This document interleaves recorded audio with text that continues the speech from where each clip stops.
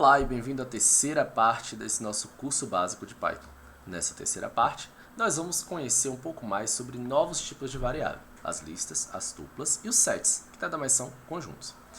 Esses são 3 dos 4 tipos de coleções que nós temos em Python. A primeira delas são as listas. Para definir uma lista, basta que você faça um conjunto de variáveis que estejam dentro de colchetes, certo? É interessante falar que as listas, elas são bastante permissivas. Elas aceitam que você coloque dentro dessa coleção qualquer tipo de variável. Então a gente pode colocar, por exemplo, um número inteiro, uma string, a gente pode colocar um float, a gente pode colocar até mesmo um booleano, um nome, que é um tipo vazio de dado, certo? Quando você indica que o dado ele é vazio, ele não tem valor nenhum, você não coloca zero, nem coloca uma string vazia, você coloca none. E você também pode colocar dentro da lista outras listas, né? Ou até mesmo outros tipos de variáveis, mas vamos por partes. Então, você colocando aqui, você vai ver a sua lista. Então, a sua lista tem por extenso, 1.0, true, none e a lista 1, 2, certo? Um ponto interessante das listas é porque as listas elas são indexadas. O que significa ser indexado em Python? Significa que você vai passar ela, você pode atribuir um índice a ela. Para você acessar um elemento da lista, você vai ter que utilizar colchetes. Qualquer variável que seja indexada em Python, ela vai aceitar esse tipo de atribuição aqui. Você vai pegar o colchete e vai colocar a posição dela, do item que você quer. Lembrando que em Python, o primeiro item da lista, ele tem a posição 0. Depois 1, depois 2 e assim por diante. Então, se a gente quiser o terceiro item, que seria o número 1.0 em float, a gente tem que passar o valor 2, porque é 0, 1, 2.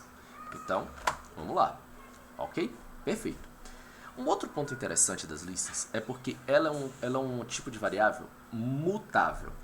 Então, se ela é uma variável mutável, o que significa? Significa que você pode pegar um valor e alterar o valor dele. Eu, por exemplo, posso pegar o valor que seria o índice 4, que seria o nosso nome, certo? Você vê que ele é um vazio, ele não tem retorno nenhum, ele não vai retornar o nome nome, e isso daí a gente poderia trabalhar com um novo valor para ele. A gente pode colocar, por exemplo, o valor é 2, por extenso. E aí o que aconteceria? A gente poderia ver a nossa lista novamente e sim, ele foi alterado para 2. Mas o fato da lista ser mutável traz também alguns riscos. Quando você quiser fazer dizer assim, eu quero que B seja igual a A, né? Vamos fazer assim. E eu quero dizer que o B, que é o segundo elemento do B, que o terceiro elemento do B, ele seja igual a 1.5. Vou mudar isso daqui. Aí a gente vai mudar a nossa lista B, correto? Beleza, ela é igual a A, com exceção de que o terceiro elemento é 1.5. Mas pelo fato da lista ser uma variável mutável, quando você atribui que B é igual a A, você está basicamente dizendo que B aponta para A. Isso significa que você, alterando B, você também vai alterar A. Ou seja, a gente não queria alterar o nosso terceiro elemento da lista A para 1.5, mas como nós mudamos B, que aponta para A, nós mudamos A também, certo? Na verdade, B só aponta, ele é um ponteiro para A. Ele não é uma nova lista. Como que a gente faz se a gente quiser uma nova lista A? Uma nova lista B que seja igual a A. A gente vai ter que fazer B igual a A.copy e abre e fecha parênteses. Com esse método, o B vai passar a ser uma nova cópia de A. E assim, você alterando B, você não está alterando A também. Vamos fazer um teste?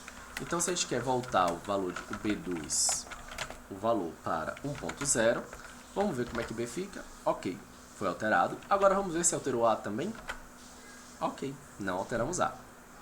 Tenham muito cuidado quando vocês forem fazer scripts que utilizem listas, porque essas alterações podem gerar erros que algumas vezes são muito difíceis de detectar, ou que podem passar despercebidos e causar um comprometimento da qualidade dos resultados finais. Por isso, muito cuidado sempre que forem utilizar listas. O segundo tipo de variável, dessas coleções que a gente está tratando, são as tuplas. As tuplas, a gente pode, vamos chamar a nossa tupla aqui de letra C, elas são definidas com parênteses. A gente pode fazer uma tupla igualzinho à nossa lista. Então, vamos colocar lá, a tupla vai ser 1.0, true, 2, e vamos colocar aqui também uma, e até mesmo uma outra tupla dentro da tupla. A gente consegue acessar. Então, esse é um tipo bastante legal. O que a gente pode fazer com isso daí? A gente pode acessar qualquer item da tupla. A tupla, ela também, assim como a lista, ela é indexável. Então, você pode acessar, por exemplo, o valor 6, né, que seria o sétimo elemento. Aqui tem 1, 2, 0, 1, 2, 3, 4, 5, 6. Ou seja, aqui. É interessante que tanto na lista quanto na tupla, quando você acessa um elemento que é uma coleção, você consegue acessar, se essa coleção for indexada, você consegue acessar os itens dessa coleção. Então, você pode pegar, por exemplo, desse daqui. Eu retornei, quando eu acesso o elemento C6, eu retorno uma tupla, que ela é indexada. Então, eu posso pegar, por exemplo, o segundo elemento, que é o índice 1. Então, eu retorno isso daqui. A mesma coisa eu poderia fazer com a minha lista, né? Se eu pegar o quinto elemento, que é uma lista, e pegar o 0, eu vou retornar 1. Tudo certo? Perfeito. O que a gente tem de diferença, então, entre a tupla e a lista? A tupla, ela não é mutável, certo? O que isso significa? Eu não posso dizer que, por exemplo, o nosso true, ele passe a ser uma string, porque não é mutável. Eu não consigo alterar os valores de uma tupla. Então, é interessante você utilizar esse tipo de variável tupla quando você quer que aqueles valores definidos sejam fixos e imutáveis. Logo, utilizem as tuplas, não utilizem as listas. E por fim, a gente tem um terceiro tipo de coleção, que são sets. Para definir um set, a gente precisa utilizar chaves, ok? Então, utilizamos as chaves e podemos definir o nosso tipo de variável. Mas os sets, diferente das tuplas e diferente das listas, os sets eles têm algumas limitações. Eles não aceitam, em primeiro lugar, que nenhum dos seus itens seja um item mutável. Então, a gente tem uma lista aqui no meio. Então, ele vai dar erro, ele vai reclamar que essa lista faz parte dele, porque ele não aceita que nenhum item seja mutável. Então, ele vai colocar aqui, ó, unhashable type. Então, quando a gente tira, né, a lista, a gente pode colocar. Você vê que ele aceita uma tupla. Por quê? Porque a tupla, apesar de ser indexada, ela é imutável. Outro ponto. Os sets, os conjuntos, eles são desordenados. A ordem que você estabelece nem sempre é a ordem que os itens vão ficar, certo? Observa que eu estabeleci isso daqui e, de repente, eu fiquei com as coisas desse tipo. Outra coisa que você pode ter percebido aqui é porque só aceita itens únicos. Ele não vai aceitar repetição. Então, como eu tenho 1 e 1.0, ele só pegou a primeira ocorrência, é a que fica. Os dois são os mesmos, apesar de serem tipos de dados diferentes, eles são a mesma coisa. Então, se você fizer assim, se você fizer uma comparação aqui, você vê que 1 é igual a 1.0. Mais sobre comparações em breve, quando falarmos de booleanos, certo? Então,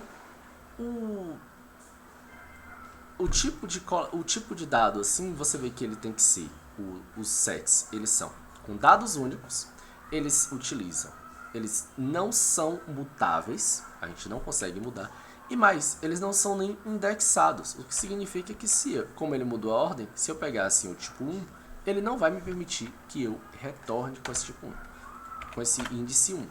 Então, ele não é indexado, ele não tem como ser, você não tem como recuperar esses valores que estão nele dessa maneira. Qual a importância e qual a relevância de se utilizar isso? Primeiramente, a gente tem que esse tipo de dado, ele é um dado que vai ser mais rígido, você não consegue mudar e você não consegue acessar.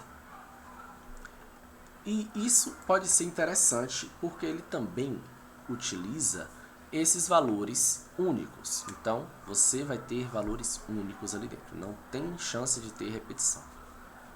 É muito útil quando você quer eliminar repetições, certo? Por fim, o que a gente pode ter aqui? A gente pode consultar o tamanho de cada um desses. Se a gente pode pegar o tamanho da lista, que é A gente pode pegar o tamanho do dupla, que é C, a gente pode pegar o tamanho do nosso set conjunto, que é D, certo? Com esse len, a gente consegue pegar isso. E, por fim, a gente pode falar também de iteração. O que é iteração? Você consegue iterar sobre os valores de uma coleção utilizando a seguinte estrutura, for. A iteração, a gente vai falar um pouco mais sobre ela mais tarde, mas aqui a gente já pode começar a utilizar isso da seguinte maneira.